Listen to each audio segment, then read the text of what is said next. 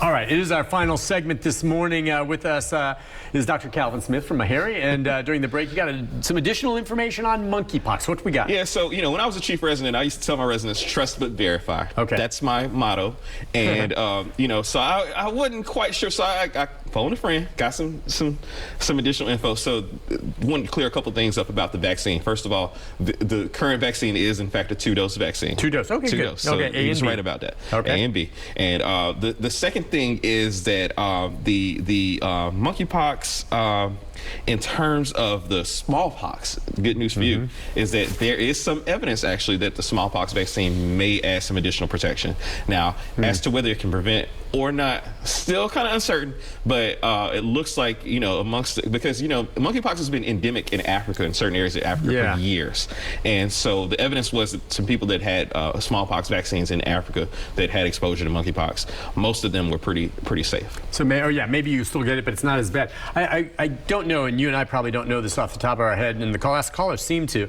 I was born in 1963, and that's when I had the smallpox. They eradicated smallpox, as you said. I forget when it was they stopped giving the vaccine, because you didn't get one. So I was born in 1979. 79. So sometime probably in the 70s, maybe late 60s is when. So if you were born after 1975, maybe, you would not have had the smallpox vaccine. Yeah. But I did. Yeah. And I didn't like it as a little kid because it hurt. Well, but we talk about it being eradicated, right? Something else was eradicated that is back in New York, and that's polio. Polio, yeah. So, we did the strong work to eradicate these viruses. How the heck does it come back? So the thought is that polio was eradicated. There's pockets of the world in the United States, but there are pockets.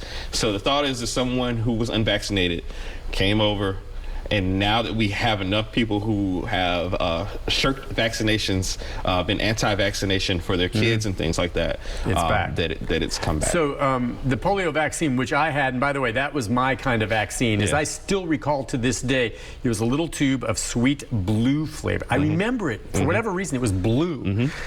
And it was a serum that I just swallowed down. I said, if that's the shot, give it to me, because I hated shots as a kid.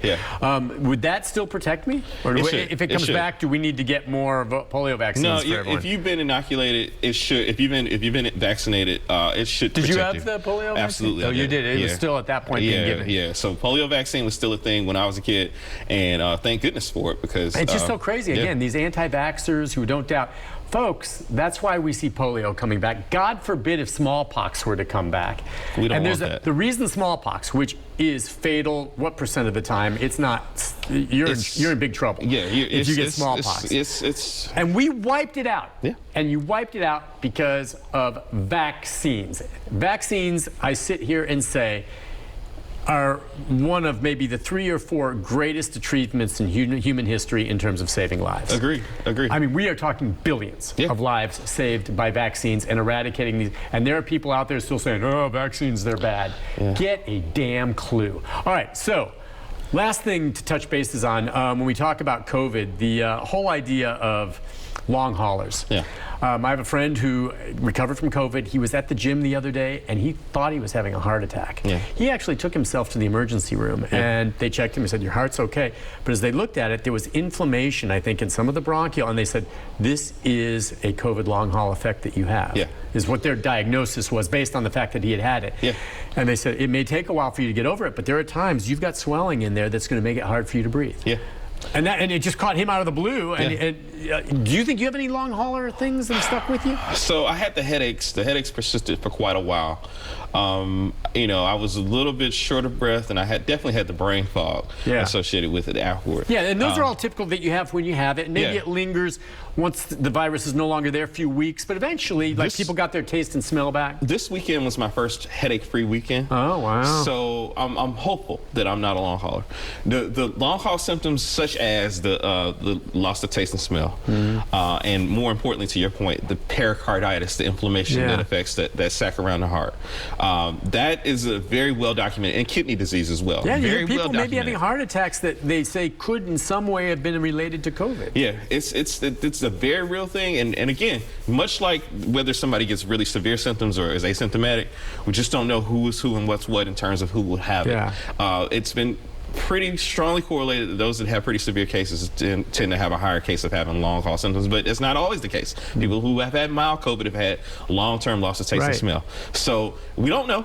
The best thing to do is to avoid it if you can possibly do it. But we're seeing here the numbers of people. I mean, it's looking. I read an article that like the number of people who have never had COVID is just dwindling to such an extent that it's almost like being a Mensa member. That's just exactly. Like I said, I still haven't had it, and I fully expect at some point I'm going to probably get it. But I hear people though say right now, many who aren't vaccinated or haven't bothered to get the boosters or whatever, saying, well, you know, now if I get it, I'll be okay. And I'm like, you know, I don't understand that line of thinking. You may well, and I sure hope you're okay. But even after you recover from it, you just don't know what kind of long haul might stick with you. And as he just said, it's not just the folks who have a horrible case with it that it ends up damaging their lungs. But you can have a mild case.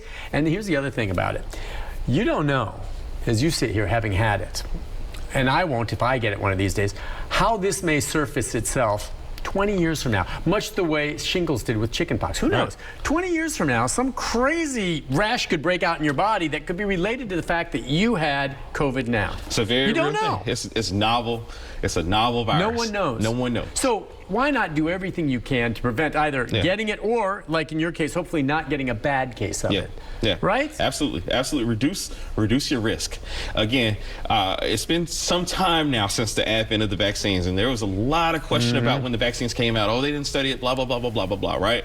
Hospital wards are not full of people who have vaccine side effects. Let's just be real clear on this. So many people are like, oh, I've heard some idiots out there saying, oh, you're going to just, you know, shoot yourself up and get sick and die and blah, blah. No one's in the hospital getting sick and dying from the vaccine. And if but a bunch of them are dying from COVID. If you have that mentality, I would strongly suggest you stay away from fast food, stay away from. I mean, there's so many other things that can kill you. I know the guys saying that are sitting there eating a bunch of fast food and look. Sometimes you just can't come to terms with that. As far as just the way we are right now, you are seeing then a subtle increase in the number of cases. Like here at the station, for instance, when we walk around in the station, we are still asked to wear masks. Now, we don't have the limitations on guests like you and I here, but what do you think right now what we're seeing? Is it just because of the summer months and this, and is it going to wane? What's it looking like? So, if I had to predict, I would say, again, when we start to have holiday periods and things like that, we're probably going to see another spike. I think, and you get back indoors. Yeah, you get back indoors, all those kind of things. The numbers actually are starting to just slightly plateau. But the emergency rooms in hospitals, there's a while there, and this was part of the fear everyone had. If I get sick, there's no room for me. That space, it is cleared out. That space is cleared out. There are ventilators available. They're not overcrowded. I know it's still busy, but it's a lot better. We're much more well equipped to deal with it now than when it first started. Think about that. This is not to say, and just based on the behavior of this virus, there's enough evidence out here to know that this virus is hardy and mutates, much like the flu. So we need to be vigilant about it. We need to kind of get into a routine about protecting ourselves. Not to say you need to wear a mask everywhere, but in Asian countries, I've had the privilege of being able to go over to Asia to visit Thailand and Taiwan. Both of those locations, people, when they are sick, wear masks. And I don't think it's unreasonable for us to get to a point here in the United States where, you're sick, you might have some mild symptoms, you might have had exposure, wear a mask for a little while to protect the people around you. And those kind of things can mitigate the numbers that we're seeing. Excellent. Dr. Smith, a pleasure. I think whenever you come on, you help an awful lot of people because you don't scare people, you're reasonable, and I understand you. I appreciate that, Nick. Thank you for coming on. I always enjoy it. We'll see you again soon. I'm going to take a break. Programming note about tomorrow right after this. Stay with us.